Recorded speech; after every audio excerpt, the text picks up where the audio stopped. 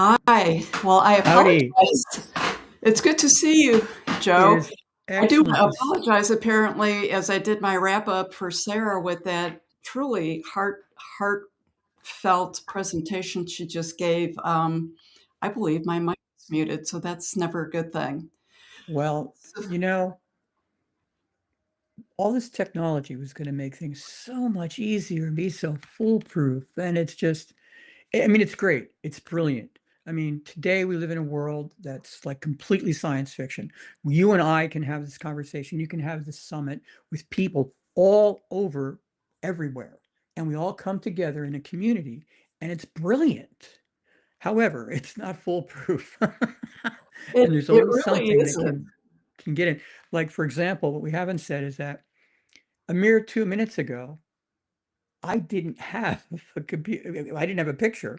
And it was like, OMG, what are we going to do? And I very calmly, luckily, was able to grab a different computer and fire it up. We don't know what's going on with the other one, but here we are. We're all cool. And it's going to be great.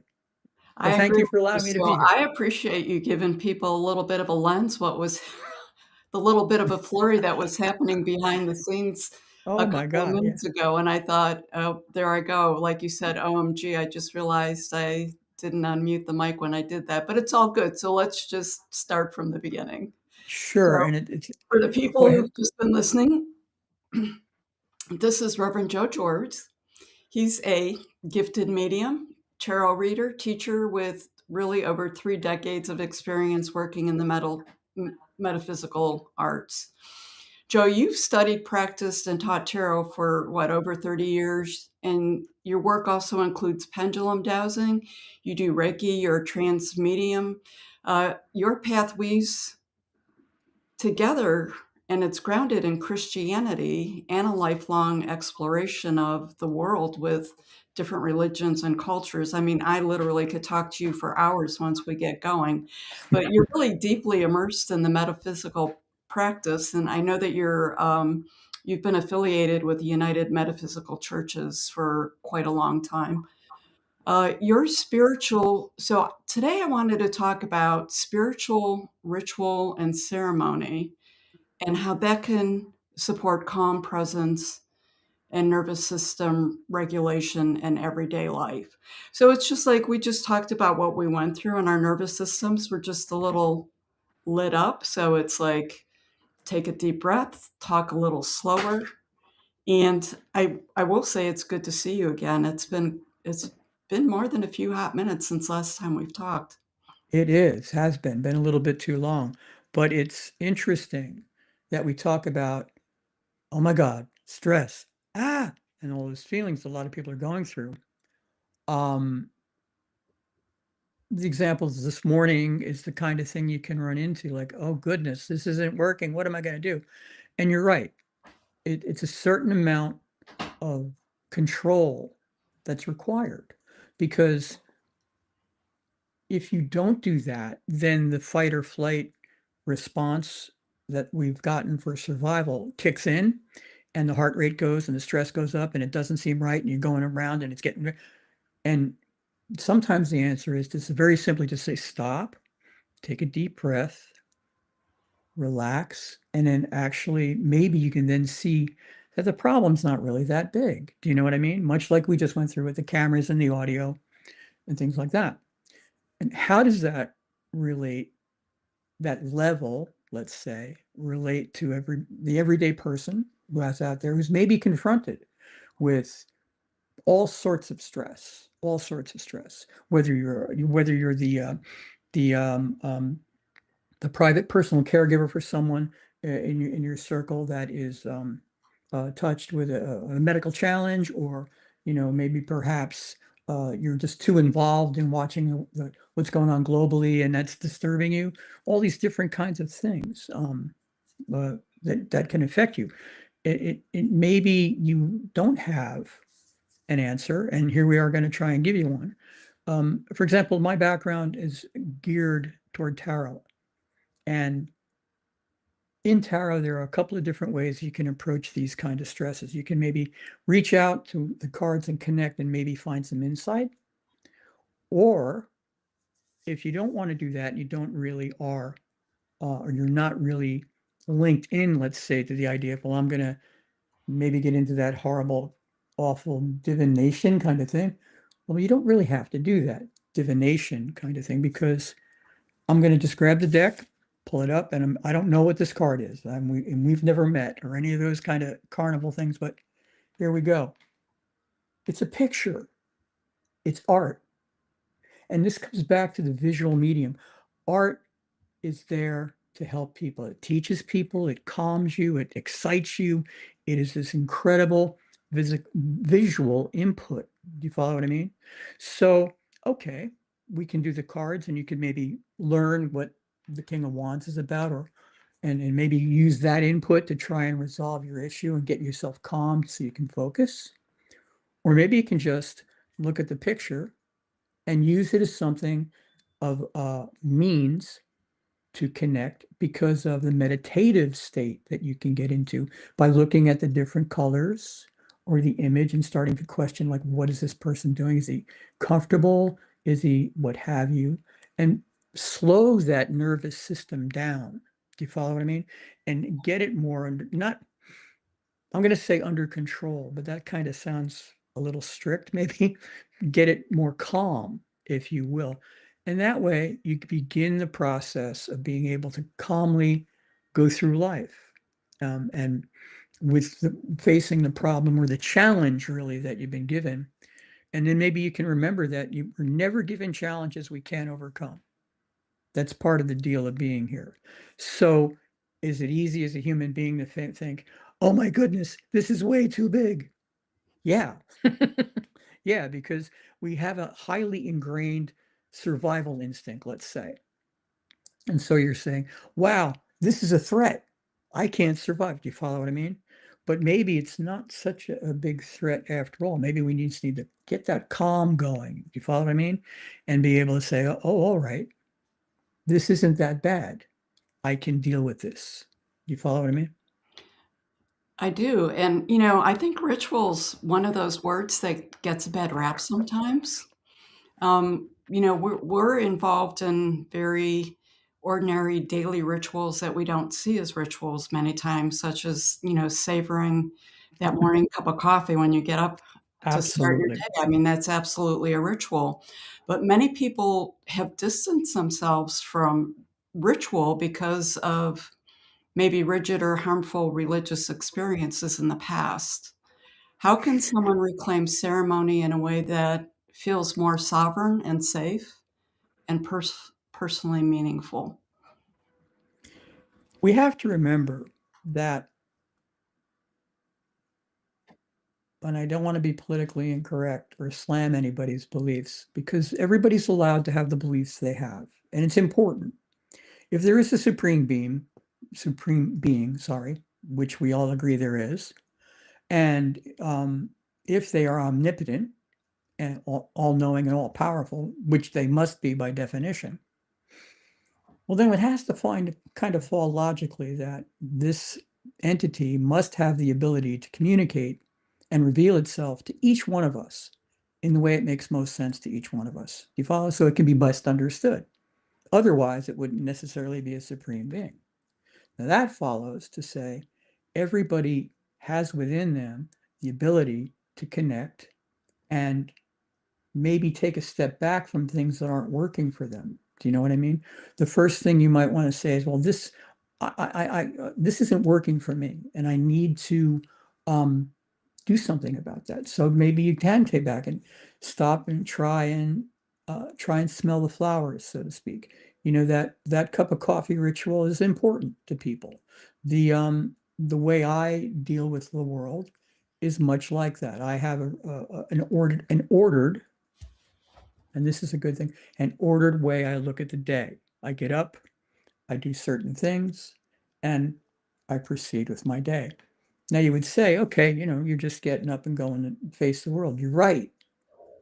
But what is a ritual except an ordered procession of things, events, and thoughts that get you from point A to point B? You follow me?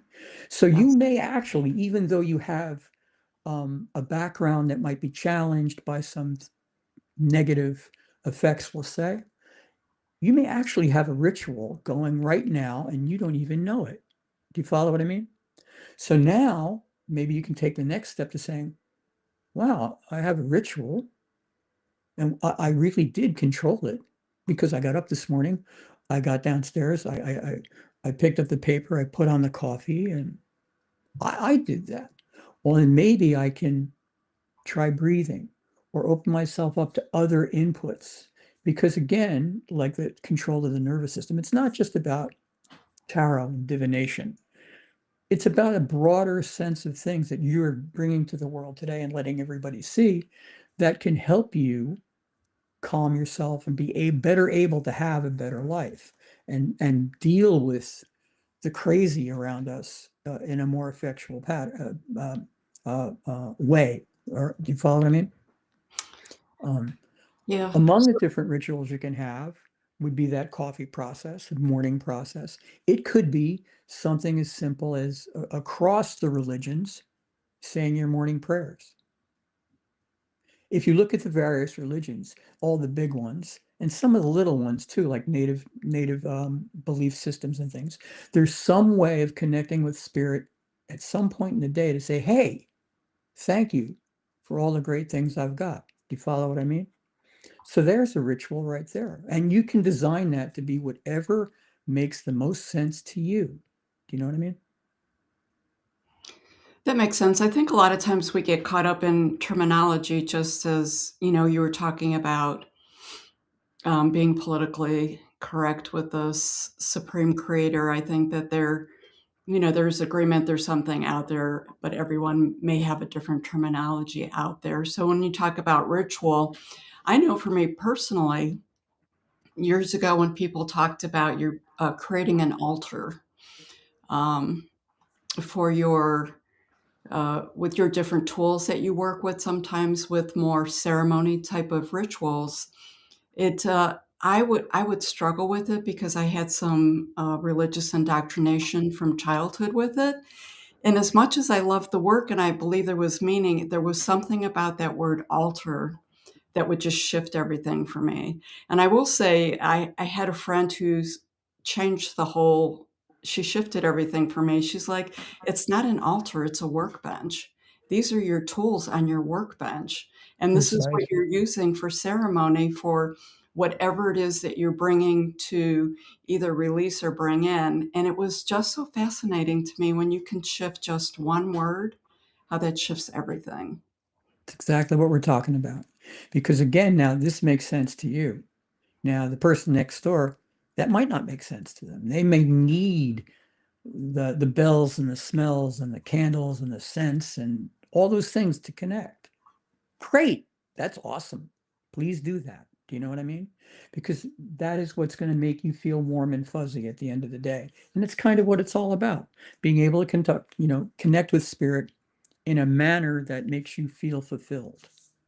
Wow, that's pretty good. I got to write that down. But yeah, I mean, um, I too, have been exposed to the idea of having an altar. The one time I tried it, but the dog we had at the time ate the stones.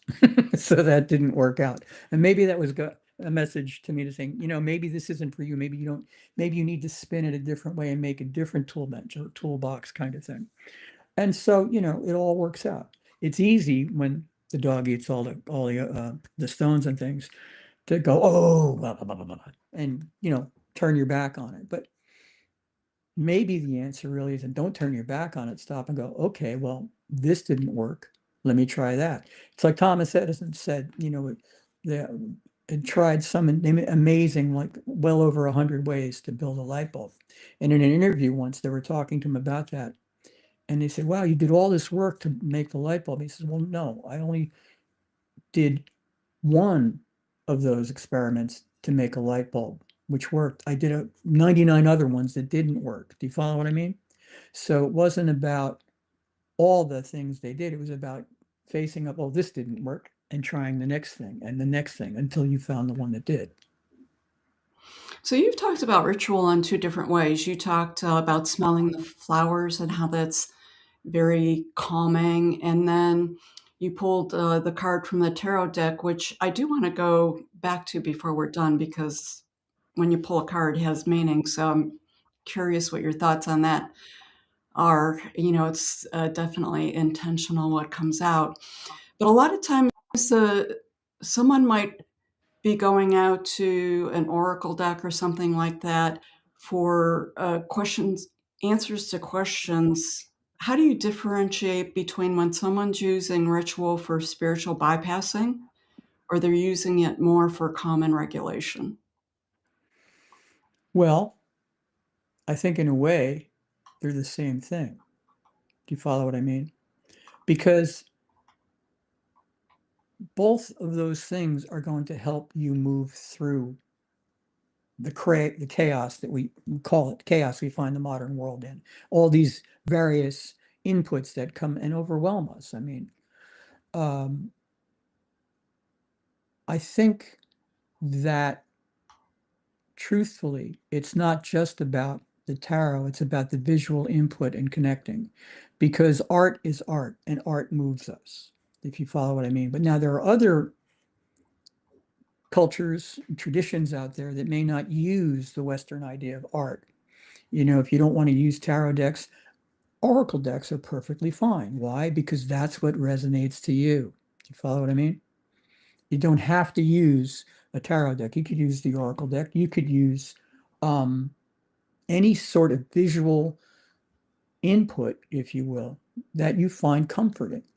In the Islamic tradition, they do not like to have graven images, but they have this fantastic geometric patterning that is used in meditative states. And in some of the Eastern traditions, they have what you call mandalas, which I don't have a copy of right now, but they're circles and symbols with colors and shapes and things. And in the Native American traditions, you might have sand painting or something else of that. They're all visual tools to use to connect and to calm and to maintain a spiritual thing because in a way you can't go through life not being affected by spirit. I think it should be interwoven within us to be kind of sort of one and the same thing, if you follow what I mean. Okay. So for people who are feeling the overwhelm, in this chaotic world that we're in right now, and they're starting to feel dysregulated, what are some thoughts or recommendations that you would have for people to just use a small ritual? So when we talk about ritual and ceremony, it doesn't always have to be some big event. So we've been through the solstice and we've just had the full moon and the new moon, and a lot of people do much more intentional rituals, bigger things with that. But just for the everyday things in life, what are your thoughts about that? I think it's a good place to start. Find something simple to start. A lot of times we have these great intentions. I'm going to move the world. I'm going to do this. I'm going to do that. And the sheer volume of work to do all that overwhelms you. So don't set yourself up to fail. Start simply. Start just by recognizing, to use the example, getting up in the morning and putting the coffee on. That something you do with regularity is a ritual. And from there, go from there. If you wanted to try, say, the tarot, you could take any deck you wanted and maybe learn a little bit about it, but just use the pictures. And you could say, I'm going to start with this one picture that I'm pulling up now, the world, and how does that make me feel? Huh. How does that go? Do you follow what I mean? Can I calm with that? Does it help me answer? Whatever that says to you, then go with that. If it's your oracle decks, same kind of thing. Maybe you find a piece of music that you find exceptionally moving. I mean, you can't explain it because maybe you've never listened to this type of music before.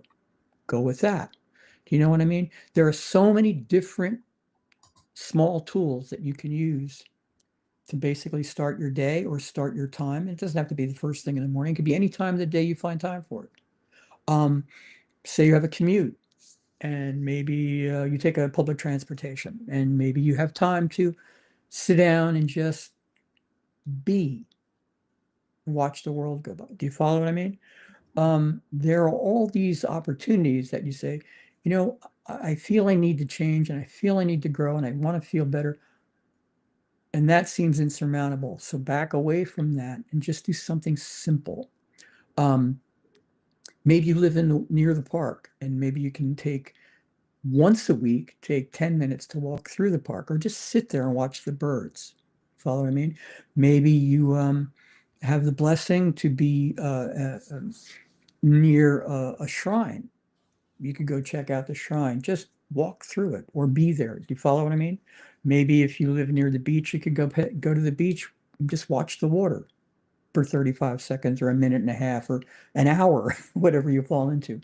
All of these types of things can help us um, create our own rituals and move upward from there. You can make this as complex as you want, but I would suggest you want to start small and easy just because you don't want to overwhelm yourself with the work. Do you know what I mean?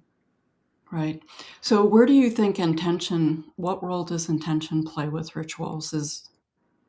Well, I think intention comes into the idea that, okay, I've progressed a little bit now. I've got this ritual thing going a little bit. But I really got a question, and maybe I want to find out how the day is going to go, or where do I need to be today? And we'll use that as an example. And we'll use the card I just pulled up, the world. Love that card. It's a It's beautiful a card. great card. It's a great card. That's a life is good card. After what we It just went through is. to get you on, and then you pulled that, I'm like, life is good, man. It is. And to give you the tarot lecture part, which was, we'll bring in, there'll be no test later. The tarot, this is a card that ends the major arcana. The major arcana is something that reflects archetypes that are all universal to all of us through all cultures and everything like that. And this is the end of the journey. It's the end of the journey. And like you just said, it's a great card. It's positive energy. It's success. It's got some spiritual images around the side, and it's a beautiful, wonderful thing, some tools and stuff. And there is a drag about this card, which is that you've completed everything. You've done it. You've been a success. And it's wow. Now you get to stop, go back to the beginning and try the next thing. You follow what I mean? Because Yes, life is about yes, growth and absolutely. life is about progress. So, and let's face it, if you're going to have the downside to something in a ritual or card or belief, having completed everything successfully and getting that energy and getting the and then having you go try something else is not such a bad downside, really, when you think about No, it. not at all. Not at But all. like were I to drag this today, all right, I pull this up today and say, wow, today is going to be a positive day. And I feel positive because of the positive imagery. I don't need to know the various explanations all the people have for this card because you don't really need them. You don't need, it's not necessarily relevant to the feeling good from the image part and getting a boost up to get your day going or continuing in a positive manner. Wow. I have to tell you, that's a great way to end on. It's believe it or not, our time is up. This was just a really quick 20-25 minutes. So I want to thank you for your perseverance for getting on here. Oh my I'll goodness. go with well done, well done. And as always, you are just such a wealth of information. I think that rituals and understanding rituals and the importance of them and demystifying them are really important as we move forward with the chaos of the world because it's right in front of us. It's an easy tool.